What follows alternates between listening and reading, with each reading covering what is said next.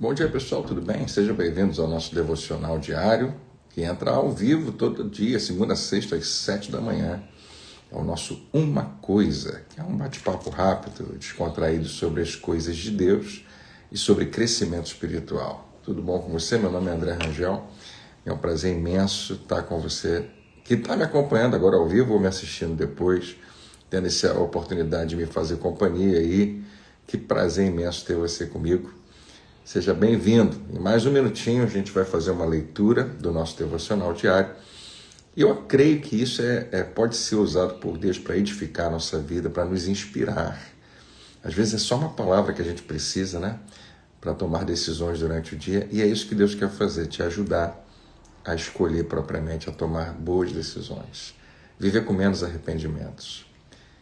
Porque Deus é um pai maravilhoso, Ele ama os seus filhos. Qualquer pai quer isso para os filhos, Ele mais ainda. Amém? A todo mundo que está chegando agora, que prazer ter você comigo, que Deus te abençoe. A minha pastora Lília está aqui, ó. Graças a Deus, Lília, obrigado pela sua ajuda. Ricardo, Ana Paula, Eliana, Giovanni, Ricardo, Marcela, Rossano, Nancy, Helenita, Denis e Cleise. Todo mundo bem? Que bom. Hoje, terça-feira, dia 7 de julho. Você está pronto para a nossa leitura? Vamos lá? São 7h02 da manhã nesse momento.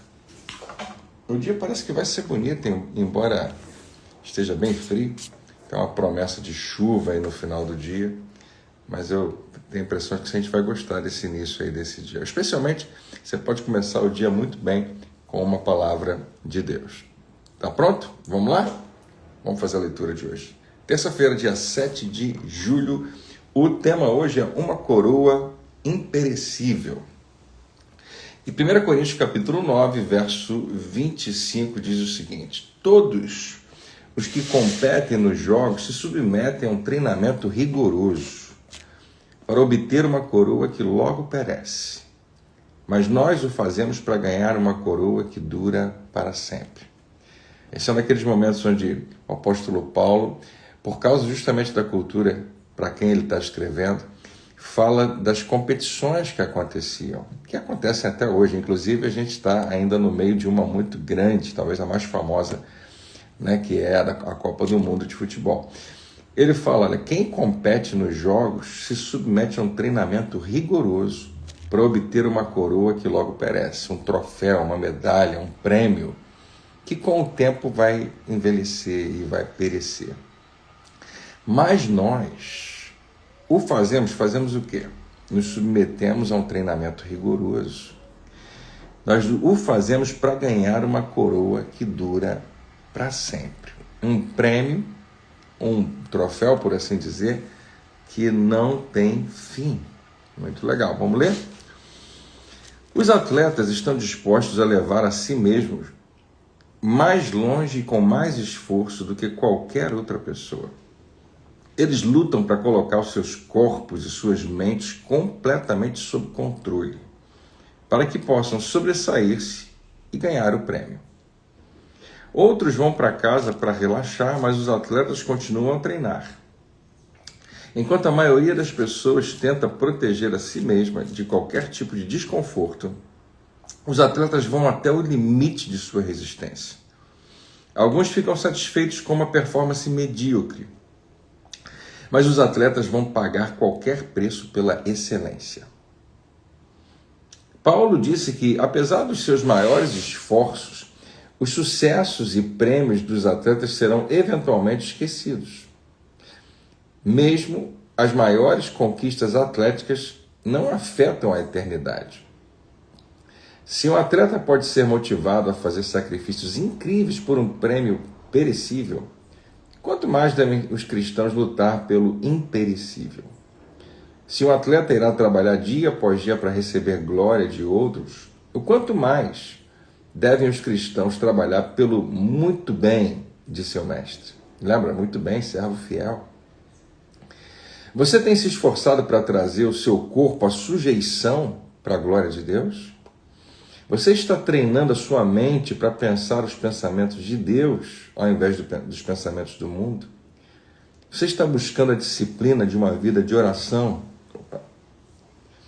De uma vida de oração? Quando os outros estão dormindo, você está intercedendo? Você já estudou a palavra de Deus com tanta diligência que está preparado para encontrar resposta para os desafios da vida, para os desafios que enfrenta? Você tem se equipado para o evangelismo para que esteja pronto para compartilhar a sua fé? E, finalmente, você tem se preparado como um cristão para se qualificar para a coroa imperecível que espera por você? Uau! Bem desafiador, né? As perguntas que ele faz aqui no final trazem um certo desconforto para a gente, porque talvez a resposta de muitas dessas perguntas seja não. Eu não tenho me esforçado o suficiente, eu não tenho feito tudo que tem que ser feito para conquistar o que Deus tem preparado para mim. Isso é tão poderoso, né? Alguém já até colocou aqui, ó, meu maior anseio é agradar o coração do meu mestre. É isso aí. Esse deve ser o anseio de todo cristão e o maior de todos. Desejo de fazer a vontade dele. O próprio Senhor Jesus deixa essa expressão para a gente, né? Eu mencionei isso no domingo, que quando ele termina de conversar com a mulher samaritana, os discípulos falam, mestre, você precisa comer alguma coisa? E ele fala, não, eu estou muito satisfeito. Eu tenho uma comida que vocês nem conhecem. Ele fala, minha comida é fazer a vontade daquele que me enviou e concluir a sua obra. Ou seja, o propósito de Deus na minha vida é o que vai me mover de verdade. Eu falei que comida tem a ver com sustento e satisfação. Todos nós precisamos de comida para ficarmos de pé, para termos saúde, para termos força, mas também para ter prazer. Comida traz prazer, né? Parece que Jesus estava falando isso. Gente, eu estou me sentindo muito feliz, muito satisfeito pelo que acabou de acontecer. Eu estou cumprindo a vontade do Pai. E não demora muito, aquela mulher samaritana vai voltar com toda a cidade e pede para que Jesus fique ali mais um pouco. E Jesus deve ter, esquecido completamente de comer, porque ele não precisava de tanto prazer e satisfação e sentimento de que estava muito nutrido, né, fortalecido pelo que Deus estava fazendo. Não sei se você acredita nisso, mas eu acredito que é possível ficar um tempão sem comer ou fazer outras coisas que a gente gosta de fazer quando você está totalmente mergulhado na vontade de Deus. Você não vai morrer porque ficou sem comer, né, um pouco, mas eu não estou falando nem de fazer um jejum, eu estou falando de uma satisfação tão grande que você está focado naquilo que Deus tem para você, as outras coisas perdem bastante do seu valor. O Paulo, aqui na carta aos Coríntios, ele está falando para a gente que parece que ele tem essa motivação. E ele fala, gente, eu observo os atletas, a gente fala agora de Copa do Mundo, né? Está todo mundo criticando o técnico, a seleção, as oportunidades perdidas e tudo mais. A gente sabe que isso acontece com várias seleções, com vários grupos. Alguém tem que perder numa partida. Infelizmente foi a gente no domingo. Mas o princípio talvez esteja ali. Será que o treino foi suficiente? Eu não estou criticando, eu estou perguntando. Será que treinaram o suficiente? Será que quem vai ganhar a Copa do Mundo não vai ser justamente aquela que se aplicou muito mais? Que não apenas deu sorte, mas que realmente gastou mais tempo? Se você ler a respeito de um dos nossos atletas mais famosos que faleceu esse ano, que é o Oscar Schmidt, do basquete, a história conta que, exatamente como o nosso autor aqui falou, quando todo o time voltava para casa depois de um treino, ele ficava. E ele decidia que ele ia arremessar, 300 ou 1000 arremessos ali para treinar aquele arremesso de tiro livre. E ele é um dos caras que mais pontuou até hoje. Claro, quanto mais você treina, quanto mais você pratica, quanto mais você está investido naquilo, melhor você vai ficar em qualquer coisa na sua vida.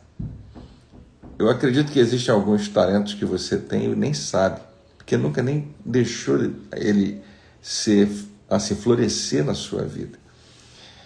Mas tem muito mais a ver com o nosso investimento naquilo, com a nossa dedicação, do que simplesmente, eu tenho um dom aqui, um talento aqui, uma habilidade ali. Quando Paulo fala sobre isso, ele fala, os atletas eles têm que se restringir de muita coisa. Um bom atleta vai sofrer um pouco, vai, mais uma vez, né? Eu sou daqueles que sairiam mais cedo do treino, mas se eu quiser ser um bom atleta, eu vou ficar mais tempo lá, eu vou treinar um pouco mais. Eu sou daqueles que reclamam de fazer musculação. Aliás, nesse momento nem estou fazendo, né? Mas preciso fazer. Por quê? Porque exige algo de você, incomoda o seu corpo. Você resiste um pouco àquilo ali. Mas se a gente vai ganhar alguma coisa, se a gente vai ter algum resultado bom, vai exigir esse tipo de esforço, vai exigir algum desconforto, vai exigir de você que você saia desse lugar que você se acostumou e faça mais. É curioso isso, porque hoje a gente não está falando de salvação. O apóstolo Paulo não está dizendo que você precisa se esforçar para correr essa corrida e vencer para ser salvo. Esse é um outro assunto, graças a Deus. Porque se não fosse a graça dele, se não fosse o amor dele, absolutamente todos os nossos esforços não seriam suficientes. Graças a Deus ele nos ama desse jeito, já nos trouxe para a família, somos filhos. Agora, bons filhos vão querer agradar o seu pai. E bons filhos vão entender o que Paulo está dizendo sobre essa analogia do atleta. Diante do que ele fez por mim, do que Deus fez por mim, será que ele não é digno de que eu me esforce? Não para ganhar alguma coisa dele, mas como resposta ao que ele já fez por mim. Então as perguntas no final são muito fortes. O que você tem feito? O que você já tem feito? O que você não tem feito e precisava fazer para ser uma testemunha de Cristo, para ser alguém irrepreensível, para ser alguém que tem autoridade para tratar certas coisas? Algumas coisas aqui mexem comigo. Ele fala assim, enquanto está todo mundo dormindo, você está intercedendo? Como pastor, a gente precisa ter essa postura de estar intercedendo pela igreja, de estar orando pela igreja. Nem sempre a gente faz, né? As perguntas que vêm aqui, elas nos desafiam, como quem diz assim, olha, você está fazendo a sua parte? Ou você está preguiçoso, como aqueles que nunca conseguem vencer uma competição? Então faça essa distinção. Deus não está te chamando para ganhar o amor, a graça e a salvação que Ele já te deu. Ele está te convidando para ganhar, para ter vitória sobre as circunstâncias dessa vida, para se tornar um homem, uma mulher muito mais forte do que você já é. E você só vai se tornar mais forte com exercício. Você só vai se tornar mais forte com algum esforço, permitindo resistência contrária, e você vai avançando. Deus nos chamou para mais. Eu espero que enquanto a gente conversa aqui, algo mexa comigo, com você, o nosso coração seja impulsionado, que haja dentro de nós uma impressão do Espírito que nos jogue para frente, que nos faça dizer chega, que nos faça dizer a partir de agora vai ser diferente. Eu quero treinar, eu quero me sacrificar um pouco, eu quero fazer o que Deus me chamou para fazer, custe o que custar. Que não seja só mais um dia de uma conversa, que seja uma oportunidade que o Espírito Santo está nos dando para crescimento da nossa vida. Você pode orar comigo? Pai, nós queremos nos rededicar a Ti, te pedindo que o Senhor, em primeiro lugar, perdoe às vezes essa nossa preguiça, perdoe o nosso essa sensação de conforto que a gente busca o tempo todo e que acaba se tornando uma omissão na nossa vida, uma passividade. Nós nos arrependemos hoje, te pedimos que nos ajude a enxergar para onde o Senhor está nos levando e possamos, como um bom atleta, fazer algumas restrições, abrir mão de algumas coisas, mudar a maneira como a gente se alimenta espiritualmente, entrarmos num regime rigoroso da Tua palavra o tempo todo enchendo o nosso espírito, fortalecer os músculos da nossa fé com cada oportunidade que aparecer que em geral nos faria querer desistir. Mas a gente vai ficar firme, a gente vai permanecer, a gente vai resistir, a gente vai fazer o que o Senhor nos chamou. Para a Tua glória, porque Tu és digno. E nós queremos, meu Pai, fazer isso de todo o nosso coração. Que hoje seja um dia de decisões na nossa vida para honrar o Teu nome e para que a nossa vida se torne uma bênção para muitos outros. Nós todos oramos juntos agora em nome de Jesus. Amém e amém.